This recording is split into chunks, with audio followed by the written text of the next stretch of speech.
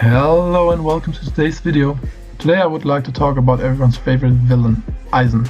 To be exact, today I would like to share with you my 4 favorite quotes and also briefly explain how I came to the arrangement and why I actually like these quotes so much. You might be wondering why 4 of all. Usually it's top 3, 5 or 10 lists. Well, I really only chose the 4 quotes that still come to mind today, years later. I've left out the typical badass one-liners that Aizen drops while breaking everything and everyone, not only physically but also mentally, because otherwise the list would be much longer. Through his words alone, Aizen Sosuke sows doubt in his opponents, throws them off balance emotionally, or even puts them in a state of complete confusion by reading their weaknesses and making use of them, because at the level that Aizen operates at, even a small moment of hesitation can mean the difference between life and death. And that's exactly what makes him so feared, along with his incredible other skills, and it's what gives us these brilliant quotes. So let's not waste any more time and get straight to the topic.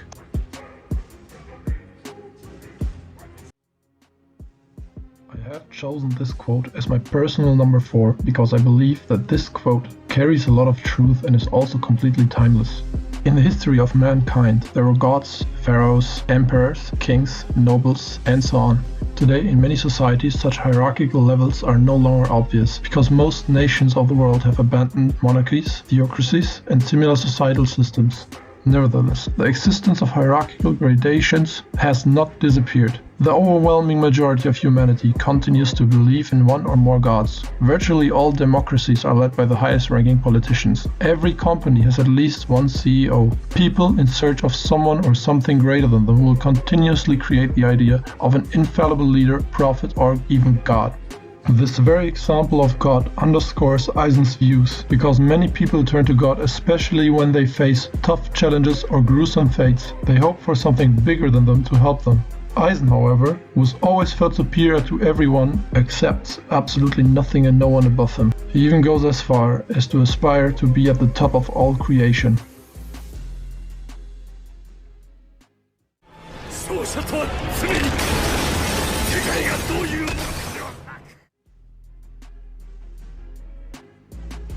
A rather short quote. I chose it because it spoke to me very much, especially at that time. Being realistic and judging the world objectively, as best as our human subjectivity allows, and seeing things as they are, is of course absolutely right. But humanity would not have progressed if individuals had always just accepted the status quo of the world, the system, or society itself. Let's take science as an example. In the history of mankind, there are countless examples of scientists who opposed the broad masses with their research and were ultimately proven right.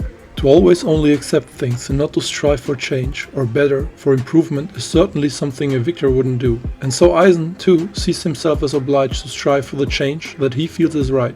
In his case, with him at the top, of course. I mean, who can blame him? The next 2 statements were very difficult for me to put in their respective positions because I liked both of them very much in quite different ways. But after pondering for a long time, I came to the following conclusion.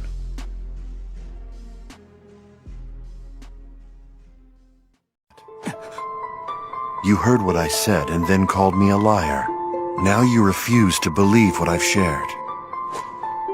Your mind may not want to accept these revelations, but inside you there's a voice saying, accept it, it's the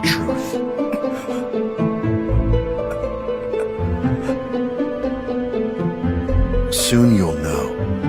Time will help.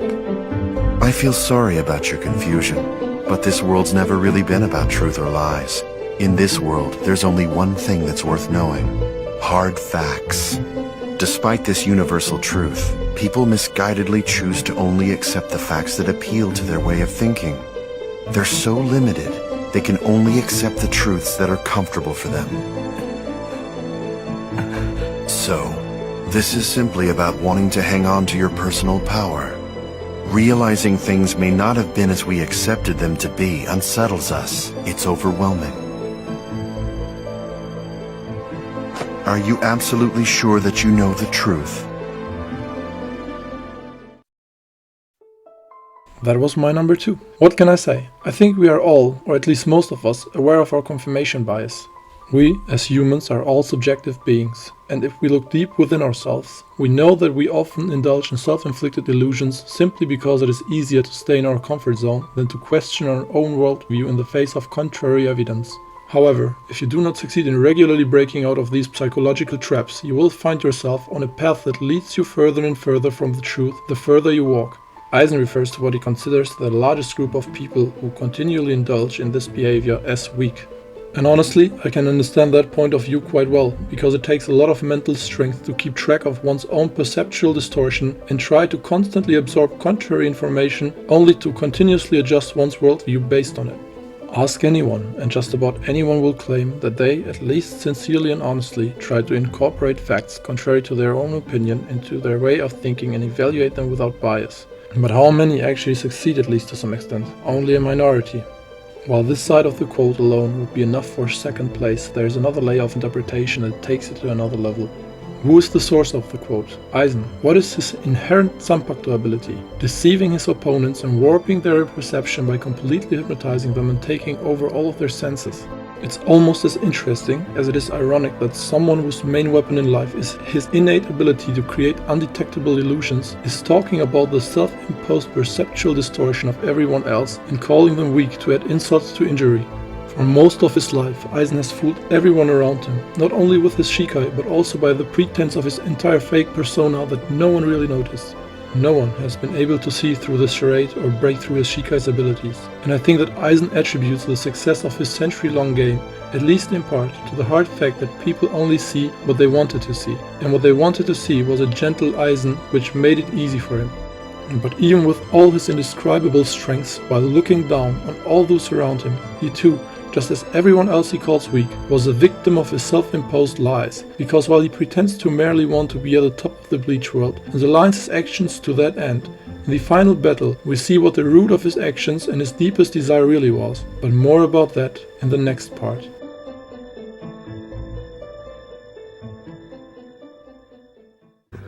Admiration is a state furthest away from understanding.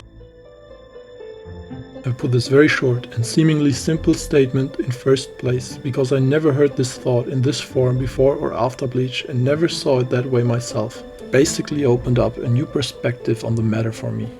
It hit me like a truck. Instantly I wondered whom I was admiring and why I was doing it. And the more I thought about it, the more I ironically admired the simple statement.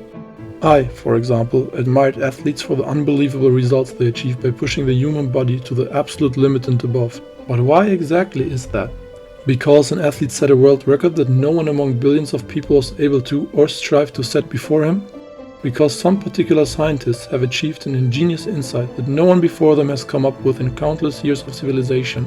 Or simply because I specifically think that it would have been impossible for me personally, under absolutely no given circumstances, to achieve the things that these individuals have achieved.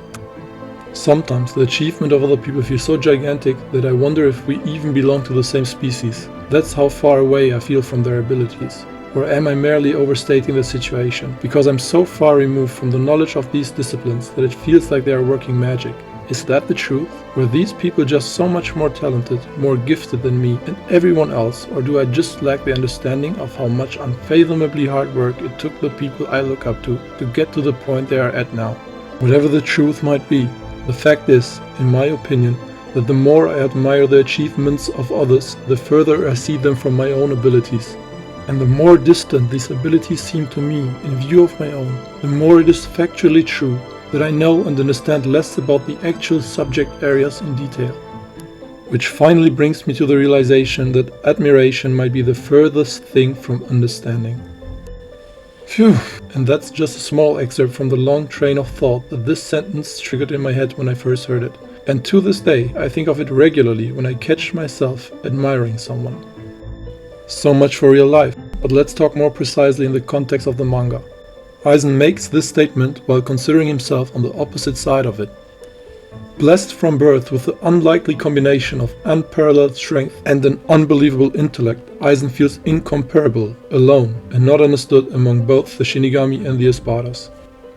This is especially evident in two moments. When Ichigo, after his long Dangai training, is finally able to fight on equal terms with Aizen and finally defeats him, resulting in Aizen being locked away, he seems quite depressed. Urahara asks Ichigo why he is making that face. As Kisuke tries to cheer him up, Ichigo asks him if Aizen was really rejected by the Hogyoku. Ichigo remembers his father telling him how the Hogyoku materialized the hearts around him, and wonders if Aizen himself wanted to lose his power. When Ichigo explains that in his battle with Aizen he only felt the loneliness in Aizen's blade, he theorized that Aizen was always looking for someone to be his equal, and that perhaps his subconscious wished to be just an ordinary Shinigami, so the Hogyoku granted that wish as well and began to take away his power. The second situation in which we see Aizen talking to someone as an equal is the brief exchange he has with Urahara before his sealing. Already earlier during the All-Out War, he states that he considers Urahara's mind more brilliant than his own, and even though he surpasses him in any other way, that alone seems to make him respect Kisuke. When the seal of Aizen activates, it's addressed yet again. Angered by Kisuke's acceptance of the current world order, Aizen asks him how someone of his intellectual caliber can idly accept the Soul King at the top. So while Aizen only interacts with the only two equals in this way, he looks down on everyone else, believing that no one else can truly comprehend his view of the world, as they are either too weak in his eyes or intellectually inferior to him, or probably both. It doesn't matter if it's real life or the great context of the manga. This quote is one of my all-time favorites and in my opinion exceeds the confines of anime. And this already brings us to the end of the video. And thank you so much if you watched the entire thing. Peace out!